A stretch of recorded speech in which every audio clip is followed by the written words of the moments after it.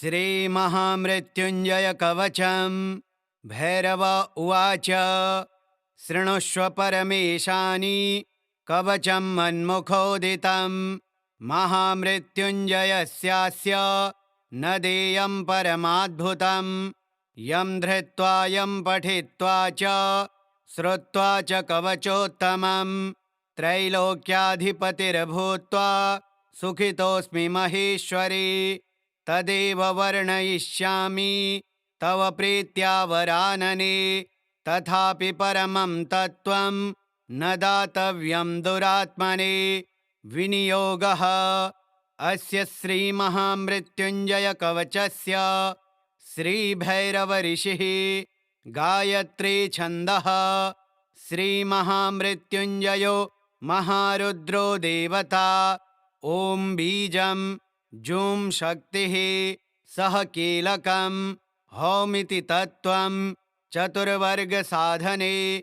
मृत्युञ्जयकवचपाठे विनियोगः। ॐ चन्द्रमण्डलमध्यस्थं रुद्रं भाले विचिन्त्यतं। तत्रस्थं चिन्तयेत् साध्यं मृत्युं प्राप्तोऽपि जीवते। ॐ जूं सह हं शिरः पातु देवो मृत्युञ्जयो मम। ॐ श्रीं शिवो ललाटं मे। ॐ हं भ्रुवौ सदाशिवः। नीलकण्ठोऽवतान्नेत्रे कपर्दीमेवताच्छुते। त्रिलोचनेऽवताद्गण्डौ नासां मे त्रिपुरान्तकः। मुखं पीयूषघटभृद् ओष्ठौ मे कृत्तिकाम्बरः। हनुं मे हाटकेशनो मुखं बटुकभैरवः।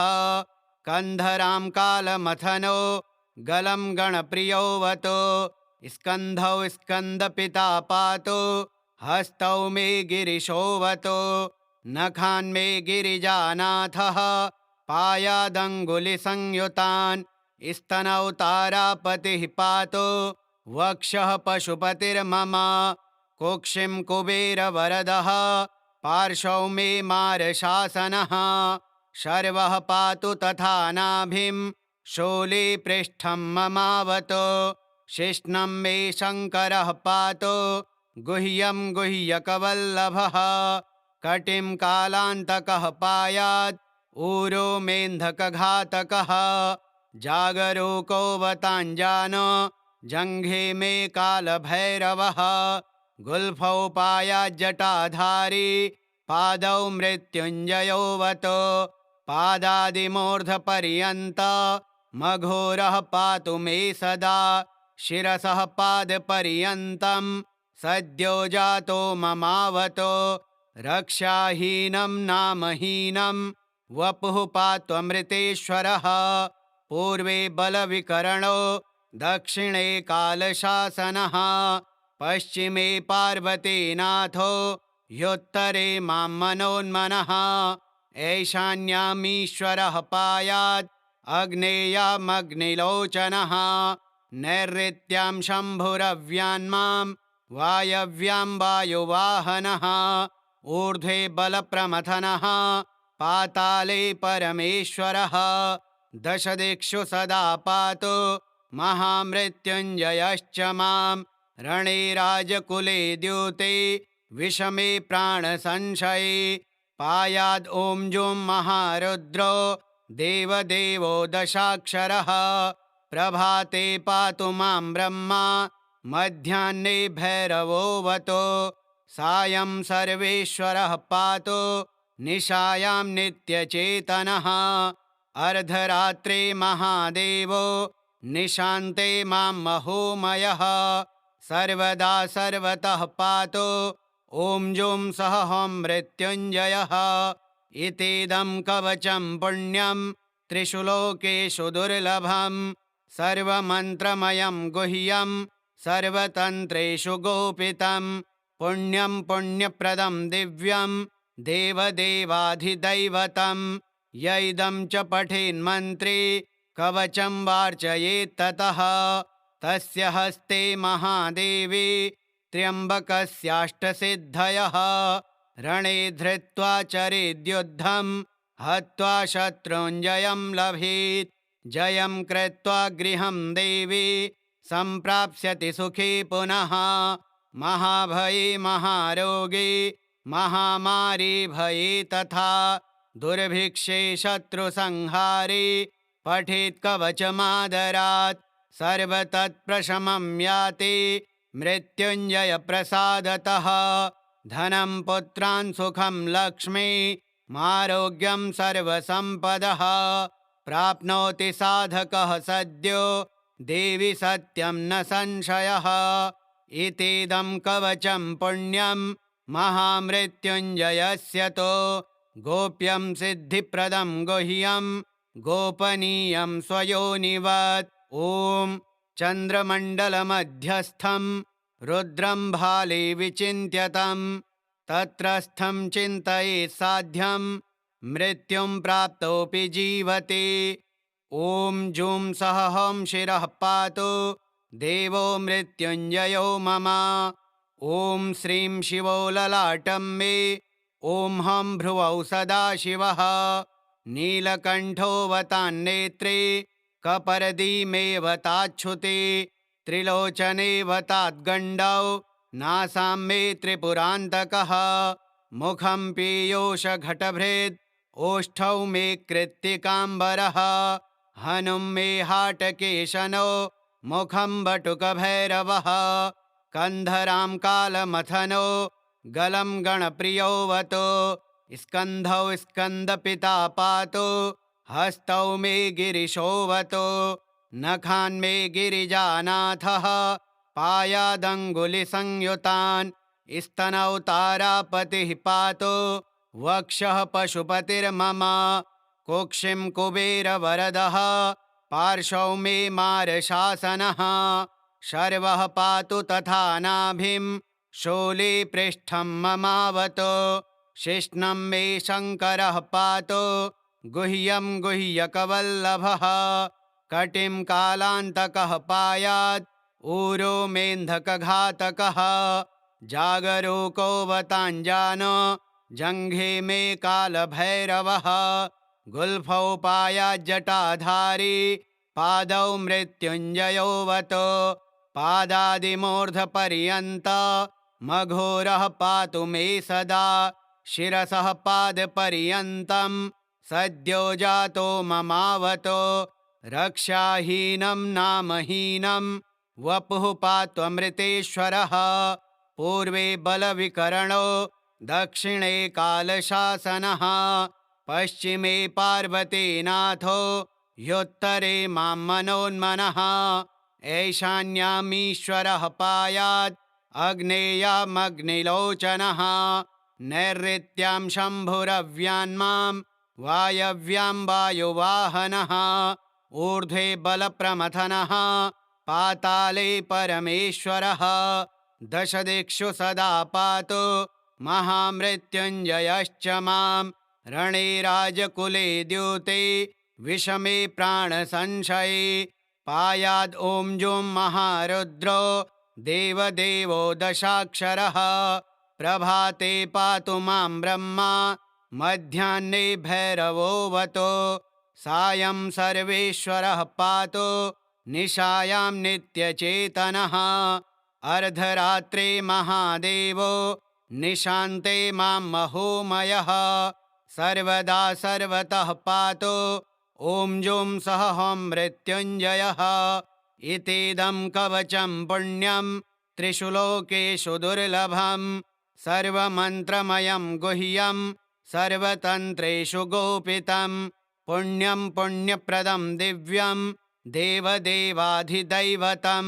य इदं च पठेन्मन्त्रे कवचं वार्चयेत्ततः तस्य हस्ते महादेवी त्र्यम्बकस्याष्टसिद्धयः रणे धृत्वा चरेद्युद्धं हत्वा शत्रुञ्जयं लभेत् जयं कृत्वा गृहं देवी सम्प्राप्स्यति सुखी पुनः महाभये महारोगे महामारी भये तथा दुर्भिक्षे शत्रुसंहारे पठेत् कवचमादरात् सर्वतत्प्रशमं याति मृत्युञ्जय प्रसादतः धनं पुत्रान् सुखं लक्ष्मी आरोग्यं सर्वसम्पदः प्राप्नोति साधकः सद्यो देवि सत्यं न संशयः इतीदं कवचं पुण्यं महामृत्युञ्जयस्य तो गोप्यं सिद्धिप्रदं गुह्यं गोपनीयं स्वयोनिवत् ॐ चन्द्रमण्डलमध्यस्थं रुद्रं भाले विचिन्त्यतं तत्रस्थं चिन्तयेत् साध्यं मृत्युं प्राप्तोऽपि जीवति ॐ जूं सः हं शिरः पातु देवो मृत्युञ्जयो मम ॐ श्रीं शिवो ललाटं मे ॐ हं भ्रुवौ सदाशिवः नीलकण्ठोऽवतान्नेत्रे कपर्दीमेवताच्छुते त्रिलोचनेऽवताद्गण्डौ नासां मे त्रिपुरान्तकः मुखं पीयूषघटभृद् ओष्ठौ मे कृत्तिकाम्बरः हनुं मे हाटकेशनो मुखं बटुकभैरवः कन्धरां कालमथनो गलं गणप्रियोऽवतो स्कन्धौ स्कन्दपिता पातु हस्तौ मे गिरिशोऽवतो नखान्मे गिरिजानाथः पायादङ्गुलिसंयुतान् स्तनौ तारापतिः पातु वक्षः पशुपतिर्मम कुक्षिं कुबेरवरदः पार्श्वौ मे मारशासनः शर्वः पातु तथा नाभिं शूलीपृष्ठं ममावतो शिश्नं मे शङ्करः पातु गुह्यं गुह्यकवल्लभः कटिं कालान्तकः पायात् ऊरो मेन्धकघातकः जागरूकोऽवताञ्जानो जङ्घे मे कालभैरवः गुल्फौ पायाज्जटाधारी पादौ मृत्युञ्जयोऽवतो पादादिमूर्धपर्यन्त मघोरः पातु मे सदा शिरसः पादपर्यन्तं सद्यो जातो ममावतो रक्षाहीनं नामहीनं वपुः पात्वमृतेश्वरः पूर्वे बलविकरणो दक्षिणे कालशासनः पश्चिमे पार्वतीनाथो ह्युत्तरे मां मनोन्मनः ऐशान्यामीश्वरः पायात् अग्नेयामग्निलोचनः नैऋत्यां शम्भुरव्यान्मां वायव्यां वायुवाहनः ऊर्ध्वे बलप्रमथनः पाताले परमेश्वरः दशदिक्षु सदा पातु महामृत्युञ्जयश्च मां रणे राजकुले द्यूते विषमे प्राणसंशये पायाद् ॐ जुं महारुद्रो देवदेवो दशाक्षरः प्रभाते पातु मां ब्रह्मा मध्याह्ने भैरवोऽवतो सायं सर्वेश्वरः पातु निशायां नित्यचेतनः अर्धरात्रे महादेवो निशान्ते मां महोमयः सर्वदा सर्वतः पातु ॐ जुं सः हं मृत्युञ्जयः इतीदं कवचं पुण्यं त्रिषु लोकेषु दुर्लभं सर्वमन्त्रमयं गुह्यं सर्वतन्त्रेषु गोपितं पुण्यं पुण्यप्रदं दिव्यं देवदेवाधिदैवतं य इदं च पठेन्मन्त्रे कवचं वार्चयेत्ततः तस्य हस्ते महादेवी त्र्यम्बकस्याष्टसिद्धयः रणे धृत्वा चरेद्युद्धं हत्वा शत्रुञ्जयं लभेत् जयं कृत्वा गृहं देवी सम्प्राप्स्यति सुखी पुनः महाभये महारोगे महामारी भये तथा दुर्भिक्षे शत्रुसंहारे पठेत् कवचमादरात् सर्वतत्प्रशमं याति मृत्युञ्जय प्रसादतः धनं पुत्रान् सुखं लक्ष्मी आरोग्यं सर्वसम्पदः प्राप्नोति साधकः सद्यो देवि सत्यं न संशयः इतीदं कवचं पुण्यं महामृत्युञ्जयस्य तो गोप्यं सिद्धिप्रदं गुह्यं गोपनीयं स्वयोनिवत् ॐ चन्द्रमण्डलमध्यस्थं रुद्रं भाले विचिन्त्यतं तत्रस्थं चिन्तयेत् साध्यं मृत्युं प्राप्तोऽपि जीवति। ॐ जूं सः हं शिरः पातु देवो मृत्युञ्जयो मम। ॐ श्रीं शिवो ललाटं मे। ॐ हं भ्रुवौ सदाशिवः। नीलकण्ठोऽवतान्नेत्रे कपर्दीमेवताच्छुते त्रिलोचनेऽवताद्गण्डौ नासां मे त्रिपुरान्तकः। मुखं पीयूषघटभृत् ओष्ठौ मे कृत्तिकाम्बरः। हनुं मे हाटकेशनो मुखं बटुकभैरवः।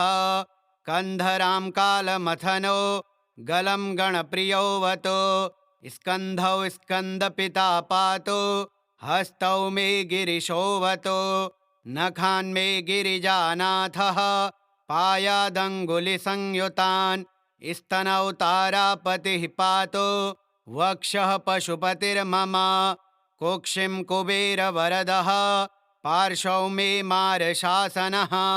शर्वः पातु तथा नाभिं शूली पृष्ठं ममावतु। शिश्नं मे शङ्करः पातु गुह्यं गुह्यकवल्लभः। कटिं कालान्तकः पायात् ऊरो मेन्धकघातकः। जागरूकोऽवताञ्जानो जङ्घे मे कालभैरवः। गुल्फौ पायाज्जटाधारी पादौ मृत्युञ्जयोऽवतु। पादादिमूर्धपर्यन्त मघोरः पातु मे सदा। शिरसः पादपर्यन्तं सद्यो जातो ममावतु। रक्षाहीनं नामहीनं वपुः पात्वमृतेश्वरः। पूर्वे बलविकरणो दक्षिणे कालशासनः।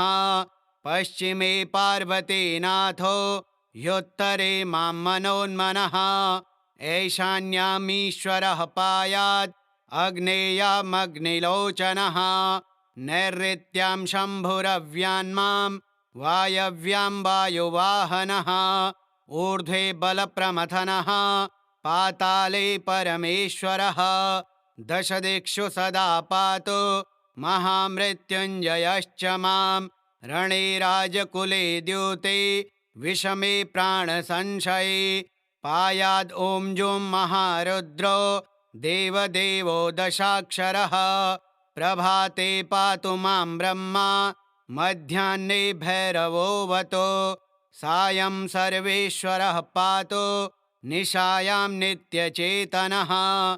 अर्धरात्रे महादेवो निशान्ते मां महोमयः।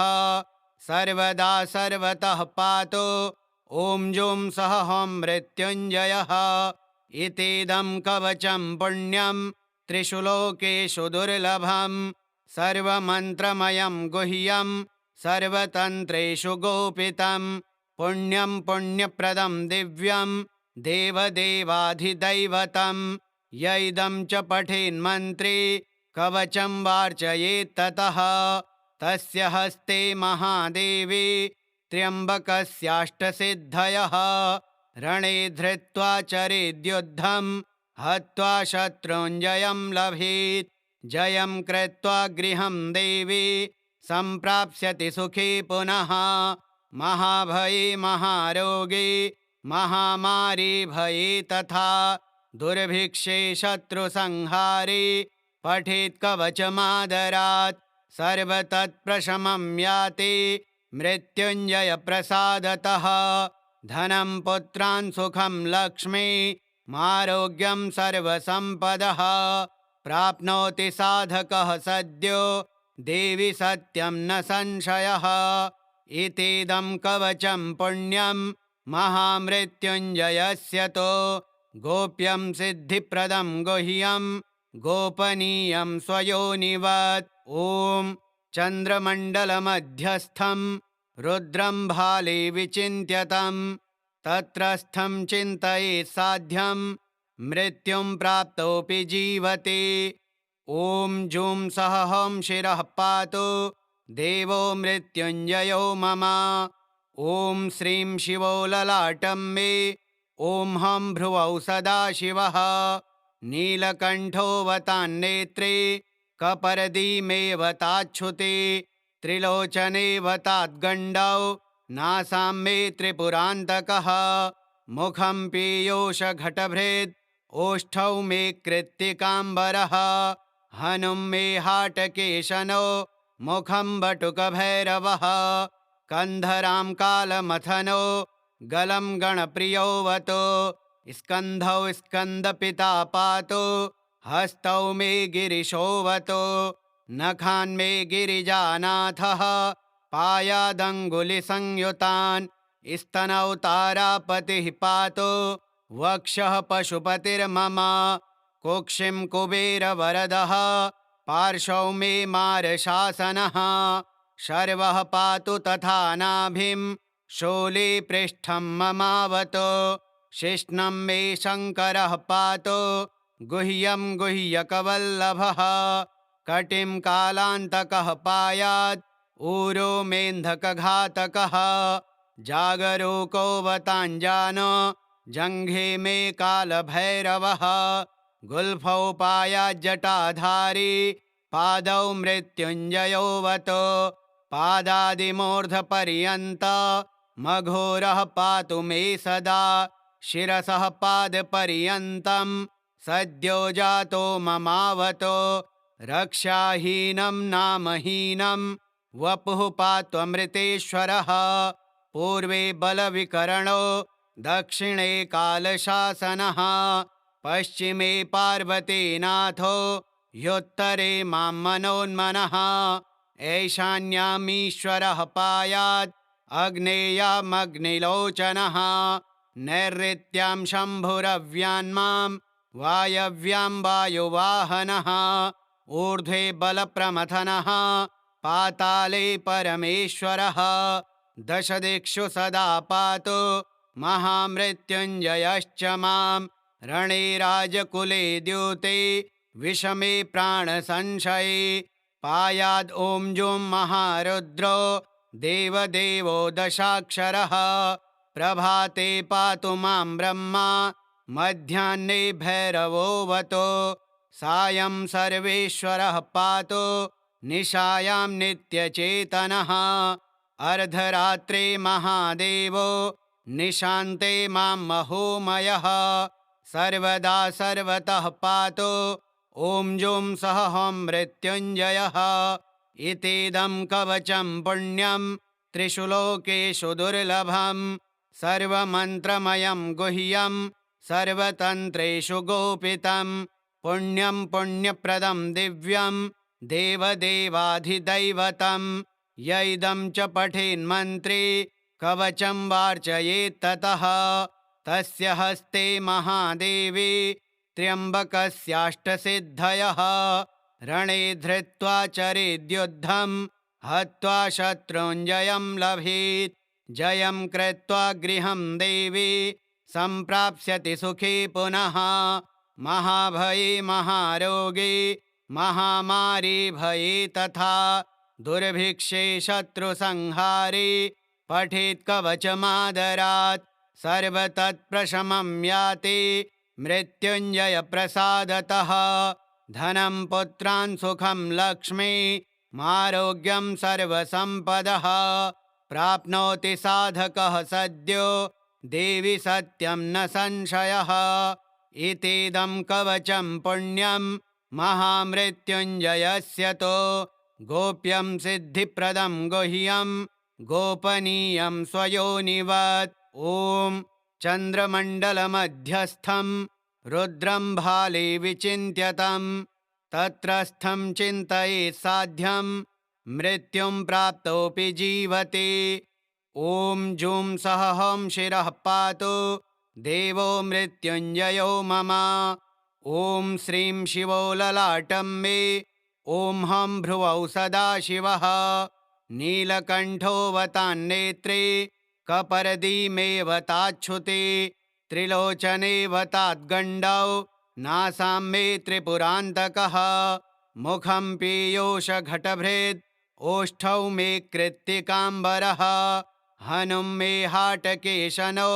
मुखं वटुकभैरवः कन्धरां कालमथनो गलं गणप्रियोऽवतो स्कन्धौ स्कन्दपिता पातु हस्तौ मे गिरिशोऽवतो नखान्मे गिरिजानाथः पायादङ्गुलिसंयुतान् स्तनौ तारापतिः पातु वक्षः पशुपतिर्मम कुक्षिं कुबेरवरदः पार्श्वौ मे मारशासनः शर्वः पातु तथा नाभिं शूलीपृष्ठं ममावतु शिश्नं मे शङ्करः पातु गुह्यं गुह्यकवल्लभः कटिं कालान्तकः पायात् ऊरो मेन्धकघातकः जागरूकोऽवताञ्जानो जङ्घे मे कालभैरवः गुल्फौ पायाज्जटाधारी पादौ मृत्युञ्जयोऽवतो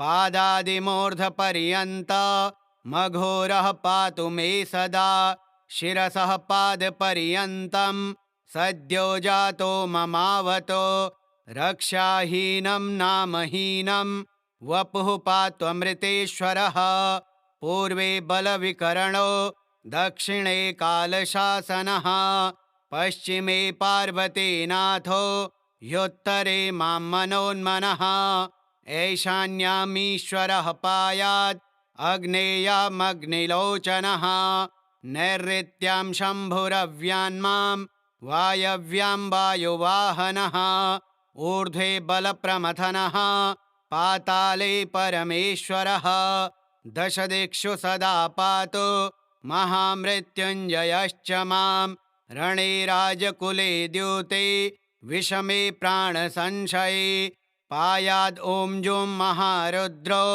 देवदेवो दशाक्षरः प्रभाते पातु मां ब्रह्मा मध्याह्ने भैरवोऽवतो सायं सर्वेश्वरः पातु निशायां नित्यचेतनः अर्धरात्रे महादेवो निशान्ते मां महोमयः सर्वदा सर्वतः पातु ॐ जुं सः हं मृत्युञ्जयः इतीदं कवचं पुण्यं त्रिषु लोकेषु दुर्लभं सर्वमन्त्रमयं गुह्यं सर्वतन्त्रेषु गोपितं पुण्यं पुण्यप्रदं दिव्यं देवदेवाधिदैवतं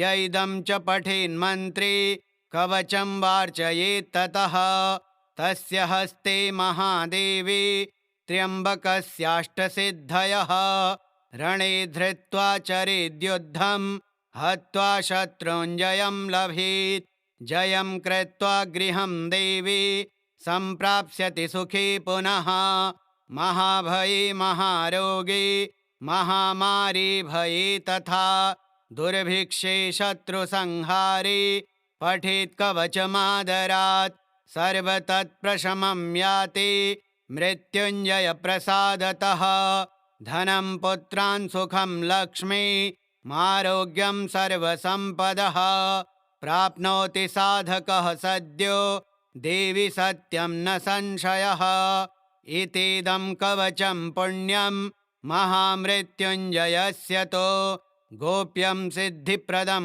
गुह्यं गोपनीयं स्वयोनिवत् ॐ चन्द्रमण्डलमध्यस्थं रुद्रं भाले विचिन्त्यतं तत्रस्थं चिन्तयेत् साध्यं मृत्युं प्राप्तोऽपि जीवति ॐ जुं सः हं शिरः पातु देवो मृत्युञ्जयो मम ॐ श्रीं शिवो ललाटं मे ॐ हं भ्रुवौ सदाशिवः नीलकण्ठोऽवतान्नेत्रे कपर्दीमेवताच्छुते त्रिलोचनेवताद्गण्डौ नासां मे त्रिपुरान्तकः मुखं पीयूषघटभृद् ओष्ठौ मे कृत्तिकाम्बरः हनुं मे हाटकेशनो मुखं वटुकभैरवः कन्धरां कालमथनो गलं गणप्रियोऽवतो स्कन्धौ स्कन्दपिता पातु हस्तौ मे गिरिशोऽवतो नखान्मे गिरिजानाथः पायादङ्गुलिसंयुतान् स्तनौ तारापतिः पातु वक्षः पशुपतिर्मम कुक्षिं कुबेरवरदः पार्श्वौ मे मारशासनः शर्वः पातु तथा नाभिं शूली पृष्ठं ममावतु शिश्नं मे शङ्करः पातु गुह्यं गुह्यकवल्लभः कटिं कालान्तकः पायात् ऊरो मेन्धकघातकः जागरूको वताञ्जानो जङ्घे मे कालभैरवः गुल्फौ पायाज्जटाधारी पादौ मृत्युञ्जयोऽवतु पादादिमूर्धपर्यन्त मघोरः पातु मे सदा शिरसः पादपर्यन्तं सद्यो जातो ममावतु रक्षाहीनं नामहीनं वपुः पात्वमृतेश्वरः पूर्वे बलविकरणो दक्षिणे कालशासनः पश्चिमे पार्वतीनाथो ह्युत्तरे मां मनोन्मनः ऐशान्यामीश्वरः पायात् अग्नेयामग्निलोचनः नैऋत्यां शम्भुरव्यान्मां वायव्यां वायुवाहनः ऊर्ध्वे बलप्रमथनः पाताले परमेश्वरः दशदिक्षु सदा पातु महामृत्युञ्जयश्च मां रणे राजकुले द्यूते विषमे प्राणसंशये पायाद् ॐ जुं महारुद्रो देवदेवो दशाक्षरः प्रभाते पातु मां ब्रह्मा मध्याह्ने भैरवोऽवतु सायं सर्वेश्वरः पातु निशायां नित्यचेतनः अर्धरात्रे महादेवो निशान्ते मां महोमयः सर्वदा सर्वतः पातु ॐ जुं सः हं मृत्युञ्जयः इतीदं कवचं पुण्यं त्रिषु लोकेषु दुर्लभं सर्वमन्त्रमयं गुह्यं सर्वतन्त्रेषु गोपितं पुण्यं पुण्यप्रदं दिव्यं देवदेवाधिदैवतं य इदं च पठेन्मन्त्रे कवचं वार्चयेत्ततः तस्य हस्ते महादेवी त्र्यम्बकस्याष्टसिद्धयः रणे धृत्वा चरेद्युद्धं हत्वा शत्रुञ्जयं लभेत् जयं कृत्वा गृहं देवी सम्प्राप्स्यति सुखी पुनः महाभये महारोगे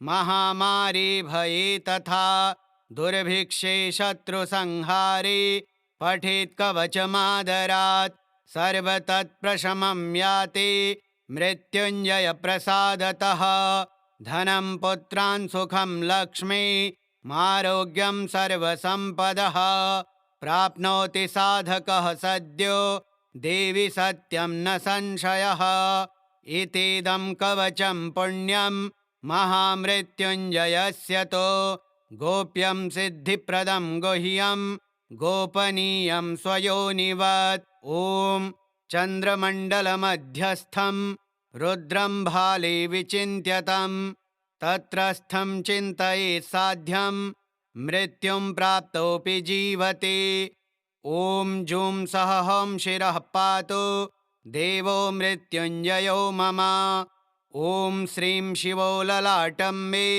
ॐ हं भ्रुवौ सदाशिवः नीलकण्ठोऽवतान्नेत्रे कपर्दीमेवताच्छुते त्रिलोचनेवताद्गण्डौ नासां मे त्रिपुरान्तकः मुखं पीयूषघटभृद् ओष्ठौ मे कृत्तिकाम्बरः हनुं मे हाटकेशनो मुखं बटुकभैरवः कन्धरां कालमथनो गलं गणप्रियोऽवतु स्कन्धौ स्कन्दपिता पातु हस्तौ मे गिरिशोऽवतु नखान्मे गिरिजानाथः पायादङ्गुलिसंयुतान् स्तनौ तारापतिः पातु वक्षः पशुपतिर्मम कुक्षिं कुबेरवरदः पार्श्वौ मे मारशासनः शर्वः पातु तथा नाभिं शूली पृष्ठं ममावतु शिश्नं मे शङ्करः पातु गुह्यं गुह्यकवल्लभः कटिं कालान्तकः पायात् ऊरो मेऽन्धकघातकः जागरूको वताञ्जानो जङ्घे मे कालभैरवः गुल्फौ पायाज्जटाधारी पादौ मृत्युञ्जयोऽवतो पादादिमूर्धपर्यन्त मघोरः पातु मे सदा शिरसः पादपर्यन्तं सद्यो जातो ममावतो रक्षाहीनं नामहीनं वपुः पात्वमृतेश्वरः पूर्वे बलविकरणो दक्षिणे कालशासनः पश्चिमे पार्वतीनाथो ह्योत्तरे मां मनोन्मनः ऐशान्यामीश्वरः पायात् अग्नेयामग्निलोचनः नैऋत्यां शम्भुरव्यान्मां वायव्यां वायुवाहनः ऊर्ध्वे बलप्रमथनः पाताले परमेश्वरः दशदिक्षु सदा पातु महामृत्युञ्जयश्च मां रणे राजकुले द्यूते विषमे प्राणसंशये पायाद् ॐ जुं महारुद्रो देवदेवो दशाक्षरः प्रभाते पातु मां ब्रह्मा मध्याह्ने भैरवोऽवतो सायं सर्वेश्वरः पातु निशायां नित्यचेतनः अर्धरात्रे महादेवो निशान्ते मां महोमयः सर्वदा सर्वतः पातु ॐ जुं सः हं मृत्युञ्जयः इतीदं कवचं पुण्यं त्रिषु लोकेषु दुर्लभं सर्वमन्त्रमयं गुह्यं सर्वतन्त्रेषु गोपितं पुण्यं पुण्यप्रदं दिव्यं देवदेवाधिदैवतं य इदं च पठेन्मन्त्रे कवचं वार्चयेत्ततः तस्य हस्ते महादेवी त्र्यम्बकस्याष्टसिद्धयः रणे धृत्वा चरेद्युद्धं हत्वा शत्रुञ्जयं लभेत् जयं कृत्वा गृहं देवी सम्प्राप्स्यति सुखी पुनः महाभये महारोगे महामारी भये तथा दुर्भिक्षे शत्रुसंहारे पठेत् कवचमादरात् सर्वतत्प्रशमं याति मृत्युञ्जय प्रसादतः धनं पुत्रान् सुखं लक्ष्मी मारोग्यं सर्वसम्पदः प्राप्नोति साधकः सद्यो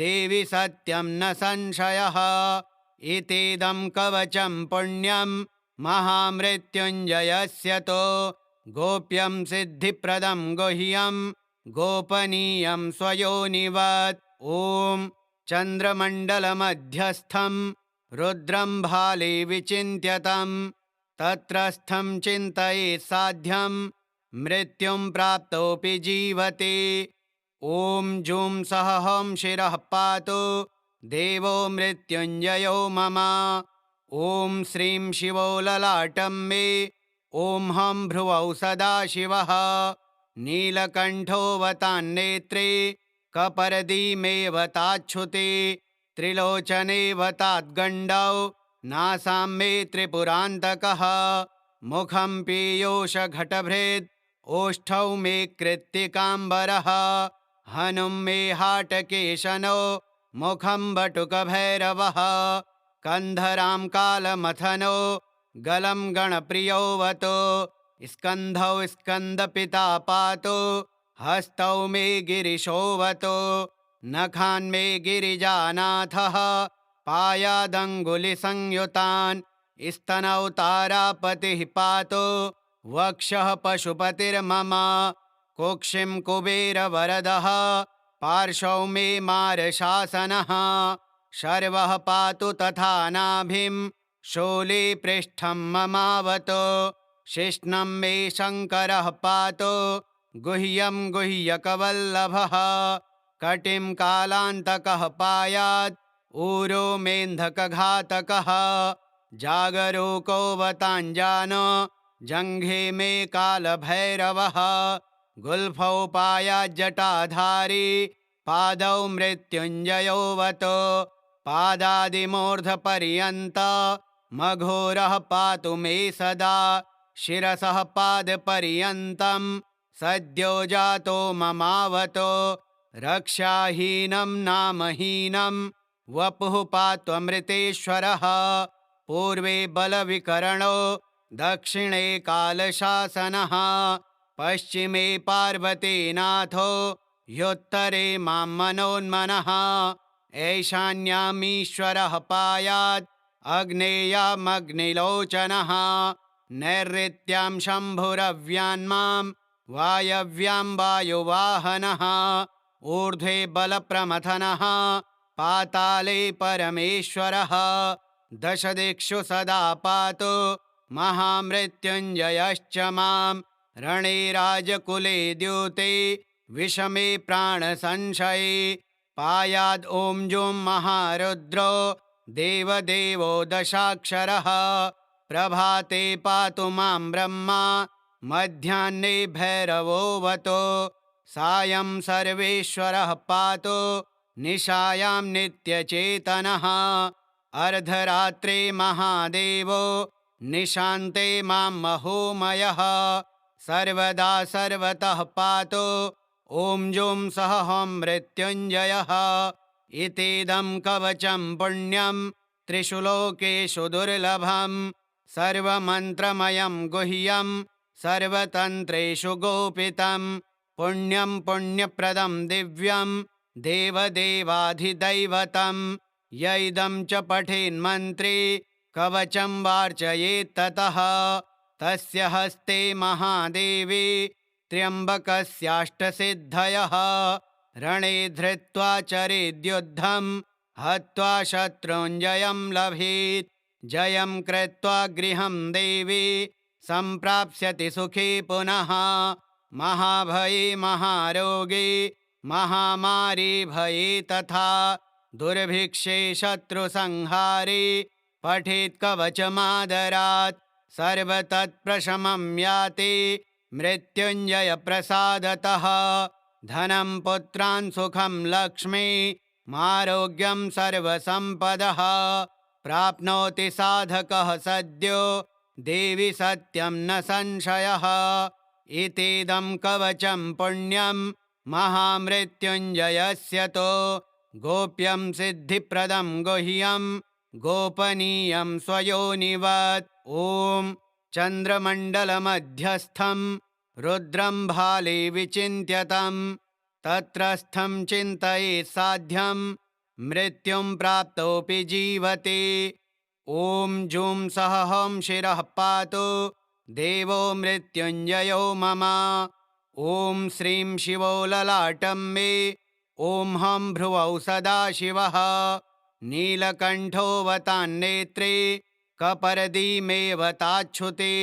त्रिलोचनेवताद्गण्डौ नासां मे त्रिपुरान्तकः मुखं पीयूषघटभृद् ओष्ठौ मे कृत्तिकाम्बरः हनुं मे हाटकेशनो मुखं वटुकभैरवः कन्धरां कालमथनो गलं गणप्रियोऽवतो स्कन्धौ स्कन्दपिता पातु हस्तौ मे गिरिशोऽवतो नखान्मे गिरिजानाथः पायादङ्गुलिसंयुतान् स्तनौ तारापतिः पातु वक्षः पशुपतिर्मम कुक्षिं कुबेरवरदः पार्श्वौ मे मारशासनः शर्वः पातु तथा नाभिं शूले पृष्ठं ममावतो शिश्नं मे शङ्करः पातु गुह्यं गुह्यकवल्लभः कटिं कालान्तकः पायात्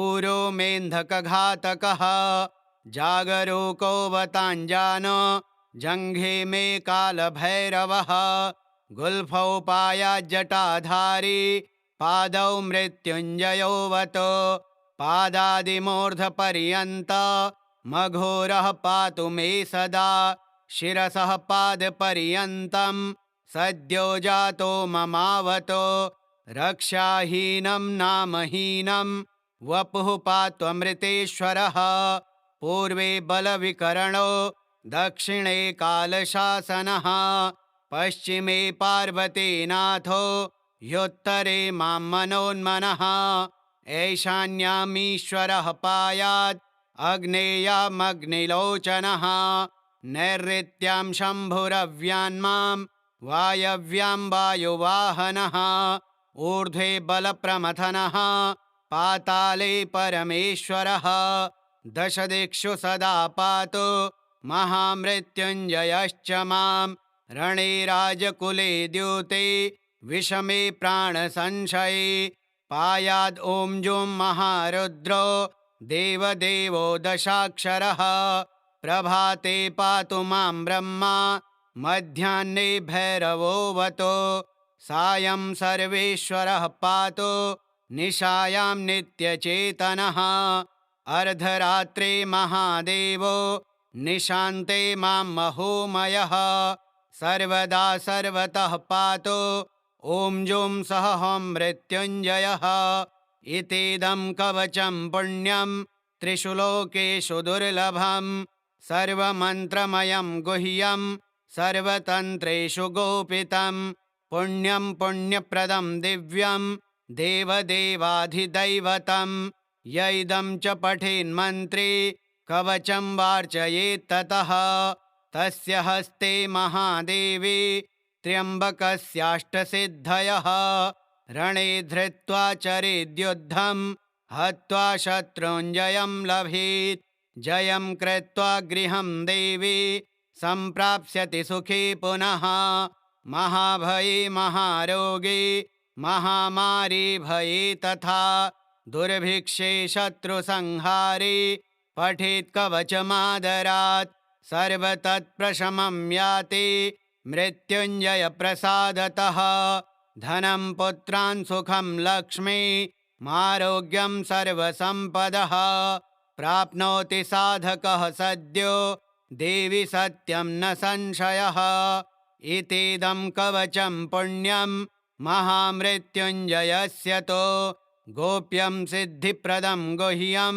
गोपनीयं स्वयोनिवत् ॐ चन्द्रमण्डलमध्यस्थं रुद्रं भाले विचिन्त्यतं तत्रस्थं चिन्तयेत् साध्यं मृत्युं प्राप्तोऽपि जीवति ॐ जुं सः हं शिरः पातु देवो मृत्युञ्जयो मम ॐ श्रीं शिवो ललाटं मे ॐ हं भ्रुवौ सदाशिवः नीलकण्ठोऽवतान्नेत्रे कपर्दीमेवताच्छुते त्रिलोचनेवताद्गण्डौ नासां मे त्रिपुरान्तकः मुखं पीयूषघटभृद् ओष्ठौ मे कृत्तिकाम्बरः हनुं मे हाटकेशनो मुखं बटुकभैरवः कन्धरां कालमथनो गलं गणप्रियोऽवतो स्कन्धौ स्कन्दपिता पातु हस्तौ मे गिरिशोऽवतो नखान्मे गिरिजानाथः पायादङ्गुलिसंयुतान् स्तनौ तारापतिः पातु वक्षः पशुपतिर्मम कुक्षिं कुबेरवरदः पार्श्वौ मे मारशासनः शर्वः पातु तथा नाभिं शूली पृष्ठं ममावतो शिश्नं मे शङ्करः पातु गुह्यं गुह्यकवल्लभः कटिं कालान्तकः पायात् ऊरो मेन्धकघातकः जागरूकोऽवताञ्जानो जङ्घे मे कालभैरवः गुल्फौ पायाज्जटाधारी पादौ मृत्युञ्जयोऽवतो पादादिमूर्धपर्यन्त मघोरः पातु मे सदा शिरसः पादपर्यन्तं सद्यो जातो ममावतो रक्षाहीनं नामहीनं वपुः पात्वमृतेश्वरः पूर्वे बलविकरणो दक्षिणे कालशासनः पश्चिमे पार्वतीनाथो ह्योत्तरे मां मनोन्मनः ऐशान्यामीश्वरः पायात् अग्नेयामग्निलोचनः नैऋत्यां शम्भुरव्यान्मां वायव्यां वायुवाहनः ऊर्ध्वे बलप्रमथनः पाताले परमेश्वरः दशदिक्षु सदा पातु महामृत्युञ्जयश्च मां रणे राजकुले द्यूते विषमे प्राणसंशये पायाद् ॐ जुं महारुद्रो देवदेवो दशाक्षरः प्रभाते पातु मां ब्रह्मा मध्याह्ने भैरवोऽवतो सायं सर्वेश्वरः पातु निशायां नित्यचेतनः अर्धरात्रे महादेवो निशान्ते मां महोमयः सर्वदा सर्वतः पातु ॐ जुं सः हं मृत्युञ्जयः इतीदं कवचं पुण्यं त्रिषु लोकेषु दुर्लभं सर्वमन्त्रमयं गुह्यं सर्वतन्त्रेषु गोपितं पुण्यं पुण्यप्रदं दिव्यं देवदेवाधिदैवतं य इदं च पठेन्मन्त्रे कवचं वार्चयेत्ततः तस्य हस्ते महादेवी त्र्यम्बकस्याष्टसिद्धयः रणे धृत्वा चरेद्युद्धं हत्वा शत्रुञ्जयं लभेत् जयं कृत्वा गृहं देवी सम्प्राप्स्यति सुखी पुनः महाभये महारोगे महामारी भये तथा दुर्भिक्षे शत्रुसंहारे पठेत् कवचमादरात् सर्वतत्प्रशमं याति मृत्युञ्जय प्रसादतः धनं पुत्रान् सुखं लक्ष्मी मारोग्यं सर्वसम्पदः प्राप्नोति साधकः सद्यो देवि सत्यं न संशयः इतीदं कवचं पुण्यं महामृत्युञ्जयस्य तो गोप्यं सिद्धिप्रदं गुह्यं गोपनीयं स्वयोनिवत् श्रीरुद्रयामले तन्त्रे श्रीदेवी रहस्ये महामृत्युञ्जय कवचं श्रीमहामृत्युञ्जयार्पणमस्तु। ॐ श्रीमहामृत्युञ्जयाय नमः।